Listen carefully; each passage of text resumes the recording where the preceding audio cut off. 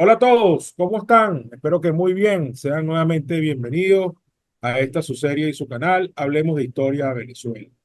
El día de hoy, dándole continuidad, y este va a ser el primer capítulo nuevo grabado para este año 2025. Tenemos con nosotros al profesor Eduardo Valero, quien es profesor en la Escuela de Estudios Políticos y Administrativos de la UCB. Es además profesor de la Cátedra de Historia de las Estructuras Políticas en Venezuela y viene de ser también director de la Escuela de Estudios Políticos y Administrativos. Bueno, para mí es un placer tenerte aquí, Eduardo. Bienvenido. Vale, muchísimas gracias, Ciprano, por esta invitación con tu público por medio de este canal. Y la verdad que muy encantado de que podamos abrir unas reflexiones sobre la historia del país. Ok, bueno, muy bien. Muchas gracias. Eduardo, fíjate, acordamos que el tema fuese un poco sobre las transiciones políticas, ¿no? Yo te invitaría a que habláramos un poco de las transiciones en el siglo XIX. Ujú. Luego vemos si hacemos algo sobre el siglo XX. Y bueno, creo que la primera gran transición del siglo XIX evidentemente es la de la colonia a la república. Y entonces creo que nos podemos situar allí un poco para analizar esa transición. Y luego vamos con las demás, la de la Gran Colombia a la República de Venezuela, o la dispersión de la Gran Colombia. Después podemos ir a la que dio lugar a la Guerra Federal, luego la caída del liberalismo amarillo, y lo dejamos hasta ahí para en cuanto al siglo XIX, y luego podemos entrar en otras transiciones que hubo, evidentemente, en el siglo XX, ¿no? Entonces, si te parece bien, arranquemos con esta de la transición del esquema colonial a la república como fue instituida luego. Me gustaría ponerle aquí a nivel metodológico, definir la palabra transición. Transición para este programa, creo yo que lo que nos puede potenciar más y ayudarlos a ustedes a comprender mejor la rigurosidad y la complejidad de la historia de Venezuela, yo le pondría la palabra transición, yo le pondría la palabra transición, cambio, transformación de una época que tenía una serie de variables políticas, condicionantes, condiciones históricas específicas, y luego se va a otra, a otro tiempo, a otra velocidad, a otro esquema político. Entonces, en este caso, estas transiciones, como tú lo vas a plantear al iniciar el programa, con el tema de la sociedad colonial, pues bueno, obviamente, fíjate, lo vamos a ver así. Caracas es una ciudad que fue fundada en 1567, Cumaná fue fundada en 1515, Coro fue fundada en 1527 y si mi memoria no me falla, en Lima, la ciudad de Lima, 1528. Y eso te quiere decir una primera cosa. Esa sociedad colonial venezolana es una de las primeras en instituirse en América Latina, por supuesto, con una raíz variopinta de nuestros indígenas, y poco a poco se va construyendo una sociedad española dentro de lo que será después, a partir de 1777, la Capitanía General de Venezuela. Repito, Capitanía General de Venezuela, un territorio adscrito al virreinato de la Nueva Granada. Bien, entonces teníamos el departamento de Venezuela, el departamento de Cundinamarca, y por supuesto, esas primeras edificaciones, esas primeras instituciones heredadas de la corona española. Por ejemplo, una de esas es esta, la Universidad Central de Venezuela, que en su momento fue la Real Universidad Pontificia Universidad Santiago de León de Caracas, y la otra fundada el 22 de diciembre de 1721, y la otra es hoy en día la Universidad de los Andes, que fue fundada en 1785. Entonces, O sea, los Andes es más vieja. 85, los Andes es más nueva, Caracas es más vieja, Ah, no, pero Caracas entonces estamos hablando de 1800, no 1700. 1785, disculpen, Ajá. Mérida, y Caracas 1721. Bien, entonces esas dos instituciones educativas te permiten ver que la corona española tuvo siempre la dimensión no solamente de conquistar, también obviamente de generar civilización. Y en buena medida lo puedes ver, esta afirmación, en la medida en que uno puede ver las diferentes fechas de nacimiento de las universidades en América Latina. Una de las más viejas, o de las más antiguas, está en República Dominicana, no recuerdo exacto, pero es 1500 y algo, en México y en Lima. Es decir, la institucionalidad española trajo como consigo el conocimiento científico del momento, teología, derecho, las primeras cátedras en las primeras universidades, y por supuesto todo lo que es el diseño del tipo de gobierno que generó en las Américas. Entonces teníamos que América fue diferenciada en virreinatos, como ya lo sabemos, de La Plata, Nueva Granada, el de México, creo que me falta uno más, pero bueno, no me acuerdo ahorita. Y Caracas era obviamente Capitanía General. Esta sociedad va a ir rumbo a un colapso, rumbo a un cambio, a una transformación, a una transición generada por la influencia desde Europa de las ideas de la Ilustración, especialmente la Ilustración francesa. Sí. Falta el del Perú, ese es el que falta. Acuérdate que Exacto, el Perú también fue un virreinato. el virreinato del Perú. Gracias por la acotación, mi Sí. estimado amigo y profesor Cipriano Heredia Soltero. Muy bien. Entonces, esa sociedad va a ir rumbo a un colapso porque se empiezan a contagiar producto de los libros que llegaban por contrabando, de las ideas de Juan Bodino, de las ideas de Montesquieu, de las ideas de Voltaire, de toda la ilustración francesa van llegando a Venezuela. También, por supuesto, textos venidos de los autores republicanos ingleses, por supuesto, el tema de John Locke y, por supuesto, el influjo que tuvo la independencia americana en este siglo, ¿no? Entonces, eso va a generar una combustión en Caracas, en aquella Caracas de los techos rojos, en donde desde la catedral, desde la universidad, desde la Plaza Mayor, es decir, academia, religión y expresión social caraqueña, va a generar una combustión desde Francisco Miranda y todo lo que ya sabemos con sus próceres, como obviamente Bolívar, pero también están otras personas notables como Francisco Javier Ustari, como Juan Germán Rocio, que dieron un influjo importante a esas ideas republicanas presentes en el momento. Por cierto, Eduardo, disculpa que te pare allí. Está clarísimo que el papel de Rocio como mente, como cerebro de todo el proceso es tan o más influyente incluso que la del propio Miranda cuando regresa, porque la mayoría de todos ellos estaban más propensos a estar de acuerdo con Rocio que con Miranda en muchas cosas, ¿no? De hecho, Miranda fue de alguna manera enemigo de la idea de la federación y de copiar algunas cosas que al final no, que al final triunfó la tesis fue de Rocio y no la de Miranda. A punto tal que Miranda salva el voto en algunas cosas cuando se aprueba la Constitución. Pero tú nombraste un personaje que a veces no se le da la importancia que tiene, ¿no? La gente sabe poco de Rocio, pero sabe que fue uno de los grandes patricios de la República de Venezuela original, ¿no? Eh, no se ha leído sus aportes concretos, pero lo sabe. Sin embargo, fíjate, el profesor Perrone, colega nuestro y compañero aquí de clase de la UCB, eh, asegura haber visto el documento, y yo no tengo ninguna duda de que es así, donde se designó a Francisco Javier Ustari como el principal redactor de la Constitución, rol que le asignamos normalmente a Rocio, pero que documento en mano, él demuestra que el que realmente andaba todo el tiempo ocupado redactando la Constitución era Ustari. Lo que pasa es, claro, Rocio era como que el papá, ¿no? Entonces, no sé qué podemos comentar sobre esto, ¿no?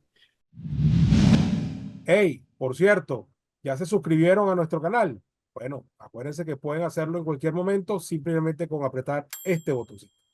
Bueno, ha citado a alguien que yo tengo un gran respeto, una gran admiración, Luis Daniel Perrone. Si Luis Daniel estableció y dice que dio ese documento, pues entonces eh, hay que tomarlo en cuenta para la discusión. En dado caso, ha señalado algo importante. Miranda es un hombre casi de 60 años cuando regresa a Venezuela. Sí, sí. Es un hombre que ya ha estado en la Revolución Francesa, estuvo participando en las ideas y en el proceso de Estados Unidos, con las 13 colonias, con Washington, con John Adams, con Thomas Jefferson, está en alguna manera u otra relacionado con Catalina la Grande, con todo lo que... O sea, Miranda es un hombre que tiene un mundo hecho, que tiene unas relaciones hechas, que es un oficial español con una participación importante en estos conflictos. Hay algo que hay que recordar, y yo siempre lo pongo en la mesa siempre de los debates. El proceso de transición venezolana de la sociedad colonial a la sociedad republicana también es al mismo tiempo si lo establecemos con, con el vocablo de este tiempo, también es un problema geopolítico, también es un problema internacional entre imperios del momento, por las rivalidades que existían entre la Gran Bretaña y Francia y la Gran Bretaña y España. Sí. En buena medida también por lo sucedido con la Guerra de los Siete Años, la independencia de los Estados Unidos y luego los conflictos entre Francia y Reino Unido. Y eso nos alejaba y nos acercaba a Inglaterra como si fuéramos nosotros una pelota de ping-pong. Sí, Muchas veces William Pitt estuvo a punto de apoyar a Miranda y a veces le decía, no, yo no te voy a apoyar nada. ¿Por qué? Porque la guerra contra Napoleón los unía. Inglaterra y España eran enemigos históricos, pero el problema de Napoleón los tenía a los dos en stand-by porque estaban combatiendo al mismo enemigo. ¿Sí? Adelante. sí, y es muy buena esa interpretación que tú le das porque yo creo que como herramienta metodológica para entender nuestro nacimiento de ese proceso, pues es también un rebote de las ideas de la Revolución Francesa y obviamente de la conquista de Napoleón hacia España y la Tercera Coalición, 1806, si mi memoria no me falla, y por supuesto todo lo que significó la salida de los Borbones y todo lo que fue las condiciones de Cádiz y todo ese proceso. Entonces, esa va a morir va a ir muriendo poco a poco una sociedad colonial, tranquila, una sociedad obediente por una sociedad que tiene en combustión ideas republicanas. Y luego va a venir la declaración de independencia y luego va a venir el proceso de guerra. Que a diferencia de otros eh, países hermanos, repúblicas latinoamericanas, nuestra guerra de independencia es fundamentalmente cruenta, muy difícil, donde extinguió mucha gente y donde literalmente dejó al país con una capacidad nula para generar un aparato productivo económico y la capacidad y la incapacidad de generar acuerdos políticos por el rigor y el nivel de destrucción de la guerra. No así en el resto de América Latina. Sí, Eso hace, para terminar, sí, eso hace que tengamos que esa especie de reseteo histórico que tenemos nos hace repensar el país y cuando lo repensamos, pues entonces resulta ser que somos tres países en uno bajo el proyecto Gran Colombiano y luego de salir de eso, pues entonces sí decidimos a partir del cuarto ensayo de la República y el cuarto ensayo de la República. Yo suelo decir esto y no decirle Cuarta República porque obviamente Venezuela nunca cambió de forma de Estado. O sea, nosotros no fuimos nunca tres veces antes una monarquía, siempre fuimos una república desde 1811. En este cuarto ensayo que arranca con el año 30, con obviamente con la separación de la Cochata y José Antonio Páez, pues obviamente hay que estructurar un país desde cero. y que además, en dado caso que tú quieras asumir que eso es una cuarta república, porque las otras tres se llamaron primera, segunda y tercera, esa es la misma república que llegaba hasta ahora. No hay una quinta república. Sí, exactamente. ¿Ya? Es una primera república que sigue estando hoy en día presente. Así es. Hay una interpretación que se le ha dado políticamente y algunos historiadores le han dado que esta es la Cuarta República, pero ahora que es un cuarto ensayo. Esto a su vez es algo también polémico, porque los adecos en el 47 plantearon, el 45 plantearon la Segunda República de Venezuela, Chávez también lo planteó, pero si nos ceñimos realmente a lo que es la teoría política, la teoría constitucional y la teoría política, pues obviamente es una sola república que ha tenido cuatro fases Claro, en su desarrollo. claro, y como dice un amigo mío, el profesor Enrique Lee González, la verdad es que las primeras tres fueron experimentos muy intangibles, muy inestables, muy efímeros. De alguna manera fueron, como él las llama, repúblicas aéreas, no duraban nada. La de 1811 duró un año, la de 1813 duró también un año y pico, y la de 1816, que fue la que duró un poquito más, empezó realmente siendo una cosa mínima hasta que la conquista de Guayana permite ya sentar unas bases un poco más fuertes. Y ahí viene un temazo, Eduardo, ¿no? Ujú. Que es cómo se convierte la entonces República de Venezuela, que ya era un experimento un poco más solidificado a raíz del Congreso de Angostura. El mismo Congreso de Angostura es quien declara a Venezuela un departamento de la nueva República de Colombia. Entonces, como dicen algunos, de alguna manera perdimos estatus. Pasamos a ser una república, un departamento.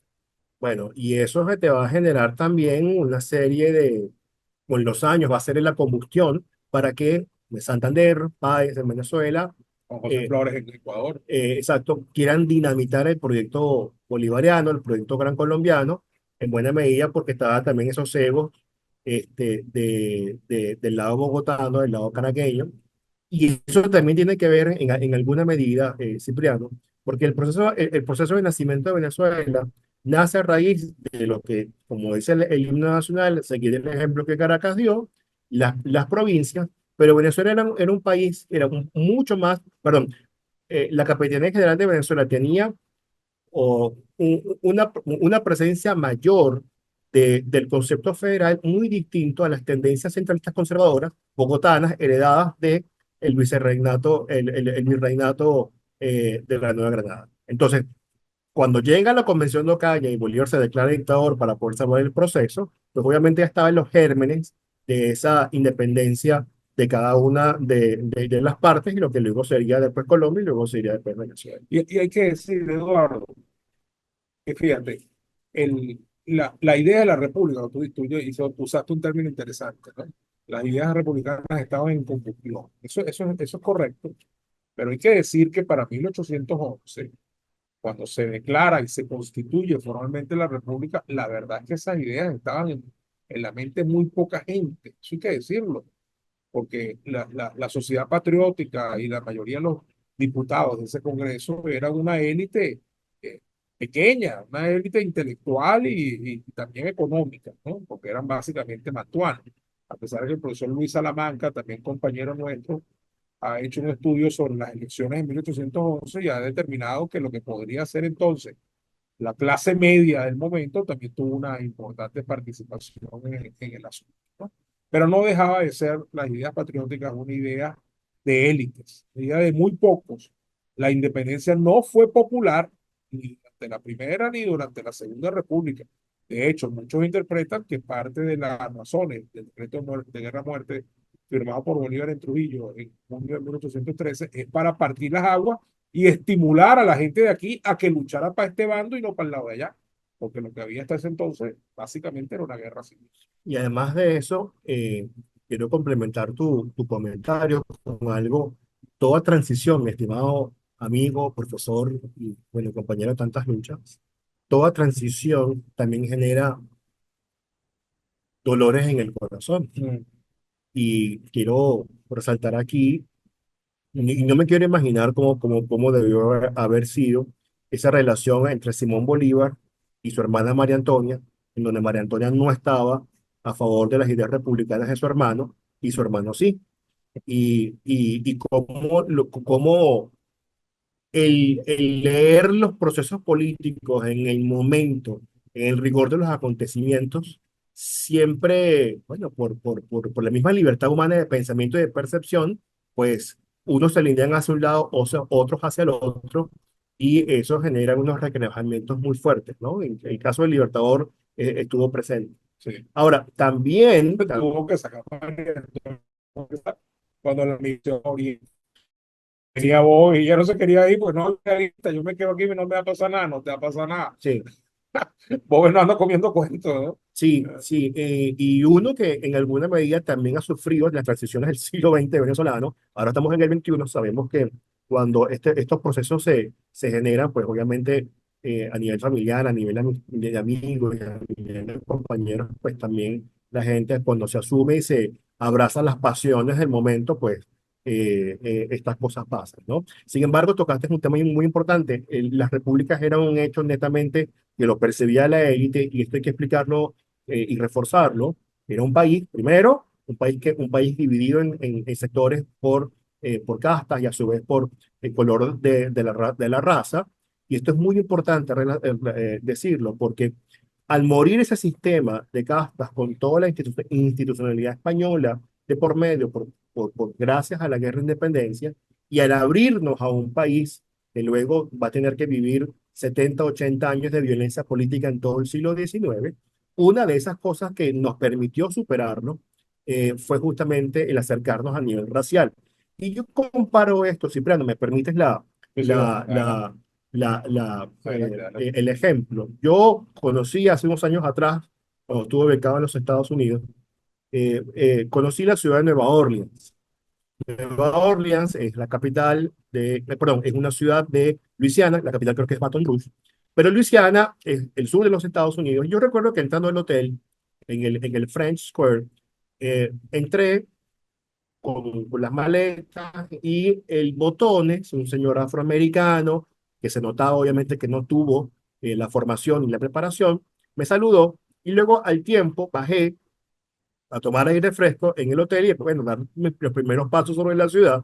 Y él me para y me dice, mira esto, yo siempre lo cuento en clase, mira, y él me dice, mira, ¿de dónde eres tú? Y le digo, ¿por qué? Te arremangas la camisa como un neoyorquino, caminas como un niño de Boston que fue a la universidad y tu pronunciación con las S es de un tipo que es rico, pero no eres blanco y tampoco eres negro. Entonces, ¿qué es lo que tú eres? Yo agarré, entendí la situación, nos sentamos a hablar, él me invitó un cigarrillo, conversamos, yo le digo, mira, vale, la cuestión es la siguiente, yo vengo de un país en donde si tú vas a una panadería o a un restaurante, se lo dije en inglés, y le dije, y dices lo siguiente, give me a blackie, dame un negrito, no es racismo, es café. Y si tú le dices a una amiga querida o a alguien de tu familia, negrita linda, my sweetie blackie, ¿verdad? Ni es racismo, ni es ofensa, sino es cariño. Y un cariño que no necesariamente implica sexo o intimidad, sino que implica cariño y es algo muy familiar en un país en donde este país sabe a la gastronomía que produce, hallaca, casabe y arepa. Le costó mucho entender, le costó mucho entender. Y esta evolución de la sociedad venezolana hasta hoy en día, pues obviamente tiene esa génesis en esa transición cuando morimos de la sociedad colonial y comenzamos la sociedad republicana.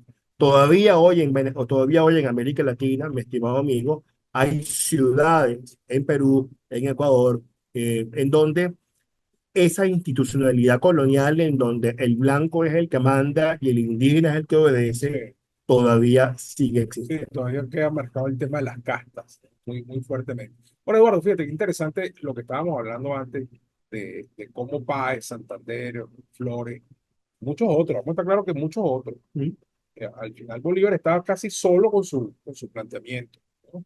Pero es interesante cómo el temita de la Gran Colombia, etcétera, evolucionó de la manera que evolucionó.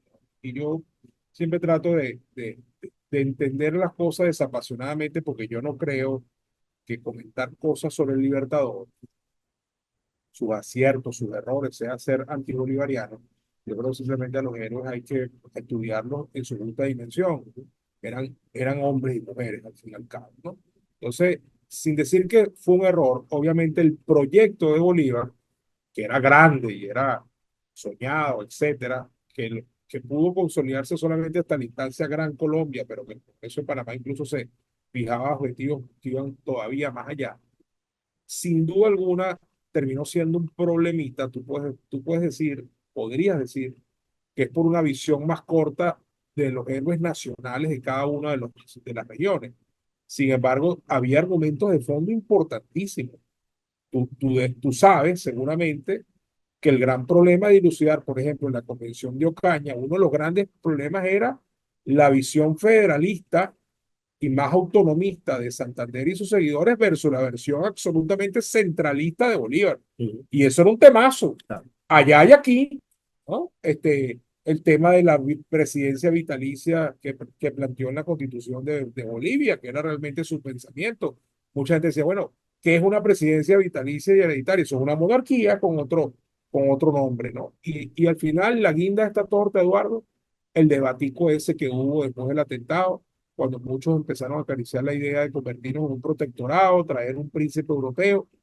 Dice Líbano Aguirre que Bolívar guardó silencio Ujú. y solamente tarde, en el año 29, fue que le dijo al embajador inglés, no vamos a traer ningún príncipe europeo. Pero su solo silencio alimentó la especie y por supuesto nadie quería que viniera un príncipe europeo después que estuvieron echándose plomos 14 años de la independencia. Es muy acertado lo que acabas de decir porque eso denota que en algún momento pudo haber venido alguna flaqueza justamente producto de los momentos, porque fíjate una cosa, los que se meten a políticos, los que nos hemos metido en política, los que hemos estado adentro, meterse en la política y vivir sus circunstancias, nadie está exento de un error. Claro, Nadie está exento de un error. Y también nadie está exento de cometer aciertos. Porque sin aciertos y sin errores no fuera historia. Y la única que tiene la contraseña para saber el futuro es la misma historia. Nosotros somos sencillamente una agregación más dentro del espectro social. Ahora, em, yo quiero destacar en algo que la salida de la sociedad hispánica y la llegada de la sociedad republicana, después de lo que significó todo lo que significó la salida de Bolívar, el enfrentamiento con Santander, el tema con Páez y la Cociata, el tema de Ocaña, toda esa inestabilidad producida, la muerte de Sucre, va a venir luego después el intento, y a mí me parece esto muy epopélico, intentar tener partidos políticos que puedan, dentro de una dinámica, eh, establecer algún tipo de estabilidad. Y yo creo que los que fundaron el Partido Conservador, los que fundaron el Partido Liberal, que por cierto el Partido Liberal, algunos ya venían del Partido Conservador, e intentar generar ahí un orden para darle algún tipo de estabilidad, tomando en cuenta que para mí, te lo voy a decir, uno de los instrumentos, yo lo vuelvo a leer, chico, y a mí me parece la ley de bancos de Páez, un instrumento creo que muy avanzado para su época. Tú ves el intento de generar una estabilidad en una república muy rápidamente. Yo creo que lo tuvo, pero bueno, también vino la salida de Vargas con un golpe de Estado, la revolución de la reforma, sí, y eso creo que no pudo consolidarse bien, ¿no? Ahí faltó una mayor capacidad de amalgamar la sociedad venezolana en buena medida porque la sociedad venezolana ya venía con sus contradicciones propias en la sociedad colonial y de la guerra. claro, claro, claro. Bueno, que esa sería, Eduardo, digamos, la última de las transiciones de esa etapa, digamos, este, fin de la Gran Colombia, comienzo de la nueva República de Venezuela, ¿no? Eh, Porque la Gran Colombia básicamente implosión. Sí, ese sería el término a utilizar en esto, ¿no? Y uno tiende a ver así como, o hay mucha gente que cabalga sobre el argumento de la traición, y yo simplemente digo que disentir de un planteamiento de una línea política no es traicionar a nadie, ¿no? Ese planteamiento era muy de Bolívar, Urdaneta, Sucre, etcétera. Mucha gente lo siguió hasta el final en su planteamiento. Otra gente no, otra gente claramente pensaba diferente. Lo que hablábamos hace un ratico, de lo que deben haber sentido muchos que habían luchado por la República de Venezuela, verse de repente convertidos en un departamento de otra cosa cuya capital está en Bogotá. Ujú. Bueno, eso tiene que haber generado allí algunos traumas, algunos replanteamientos, ¿no? Que mientras Bolívar era la figura fuerte, no pasó nada, pero de alguna manera empezó a resquebrajarse todo. Y además de eso, voy a decir algo que para muchos puede ser incendiario, pero lo cierto del caso es que la idea de la colombianeidad es una idea caraqueña. La idea de la venezolanidad es una idea caraqueña. La idea de la república como concepto es una idea que nace en Caracas y obviamente se exporta hacia el continente y obviamente esos celos entre neogranadinos y venezolanos estaba de por medio. Entonces, yo creo que la idea de unificar el sueño bolivariano, pues obviamente tenía en sus bases los mismos gérmenes de su propia destrucción. Claro, claro. Como dirían los marxistas con respecto a los procesos sociales en general. Fíjate, Eduardo, un episodio interesantísimo de la historia venezolana de ese momento, que es la cosiata. Cuando uno se pone a meterle un poco más la lupa, uno se da cuenta que la cosiata no empezó siendo un movimiento divisionista, termina convirtiéndose en un Ujú. movimiento divisionista. Pero la cosiata, básicamente, el germen de la cosiata es un movimiento de desobediencia civil venezolana contra la figura de Santander. Así empieza el problema. Y Santander lo exacerba cuando hace llamar a Páez para que comparezca frente al Senado. ¿Ah? Y Páez está ya ensillando el caballo en Valencia para salir para allá cuando Miguel Peña lo convence de que no vaya porque Santander lo puede terminar fusilando, como ya había hecho con el coronel Leonardo Infante, etcétera, ¿no? Entonces, al final hay una evolución respecto a eso. Efectivamente, después empiezan a manejar la idea de convocar una constituyente, etcétera, hasta que Bolívar llega al año 27 y aplaca las cosas. Y termina siendo Páez su mejor amigo, como él mismo se lo escribe en una carta al general Salón, dice, alíese con Páez, que en este momento es mi mejor amigo, porque Páez no le fue infiel a Bolívar en ese momento. Páez llegó a manejar la desobediencia contra Santander, pero siempre le dijo a todo el mundo, vamos a esperar la palabra del Libertador. Él se subordinaba al Libertador, pero ya hubo un punto en que no estaba dispuesto a subordinarse más a Santander. Y ese fue básicamente el origen del problema. No me encantó esto.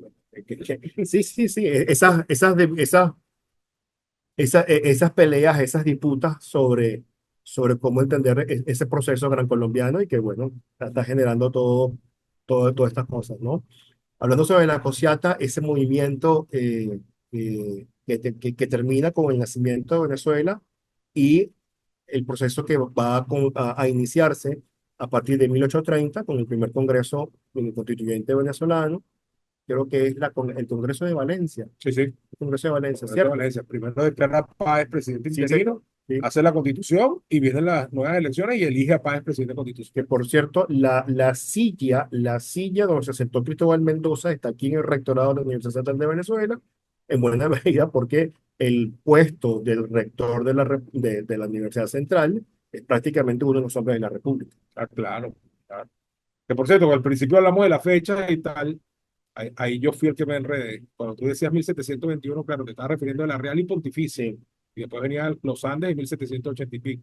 Y justamente 100 años después es cuando Bolívar la cambia a Universidad Central de Venezuela y nombra a Vargas.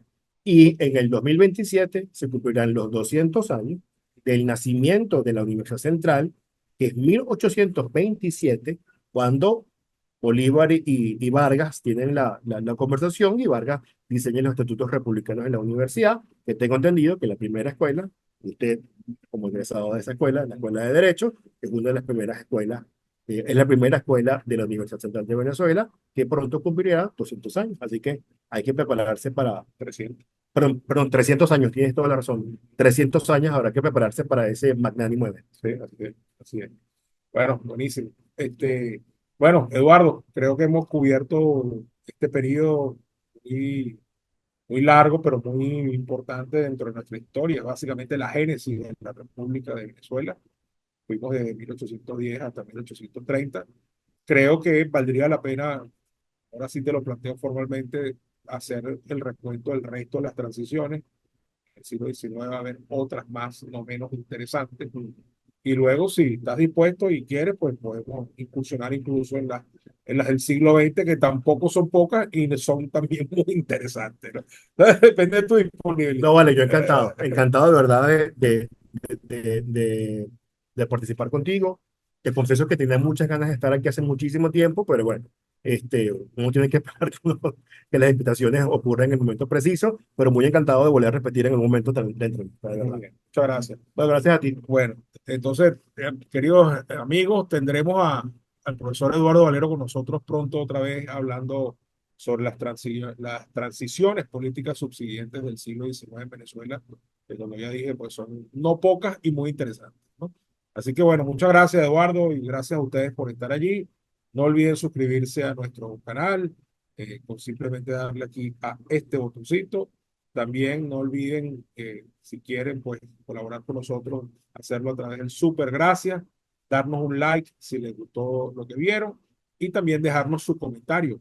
Es muy importante conocer su opinión acerca de todas estas cosas que hemos hablado aquí el día de hoy. Y cuando esto salga publicado, tanto el profesor Valero como yo estaremos atentos a sus comentarios aquí por el canal de YouTube para darle la debida respuesta a cada quien en cuanto a lo que ahí escriban se refiere.